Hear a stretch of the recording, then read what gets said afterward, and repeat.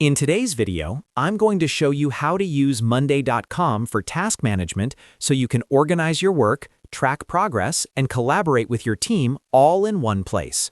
Whether you're managing personal projects or running a team, Monday.com gives you a flexible system that adapts to your workflow. By the end of this tutorial, you'll have a fully functional task management board set up and ready to use. If you find this helpful, make sure to hit that like button and subscribe to the channel for more simple and practical software tutorials. Let's jump right in. First, we're going to create a task management board. Open Monday.com and go to your workspace. In the top left area, click on Add and then choose New Board. Give your board a clear name, such as Task Manager, Team Tasks, or Work Planner. Choose the visibility that fits your needs. Select Main if it's for your whole team, Shareable if you'll invite external guests, or Private if it's just for you. Once you create the board, you'll see a basic table layout where we'll start building your system. Next, let's set up the core columns that make task management effective. The first column is already there. It's called the Item column. Click on it and rename it to Task Name so it's clear and specific. Now click the plus icon on the right side of the board to add a status column. Customize the labels to include To Do, In Progress, Stuck, and Done. These labels help you instantly see the stage of every task. Add a Person column so you can assign tasks to yourself or other team members. This keeps accountability clear. Then add a Date column to set deadlines or milestones for each task. Deadlines make planning and prioritizing much easier.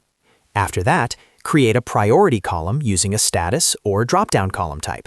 Add labels such as Low, Medium, High, and Urgent. This helps you focus on what matters most. Finally, add a long text column and name it Notes.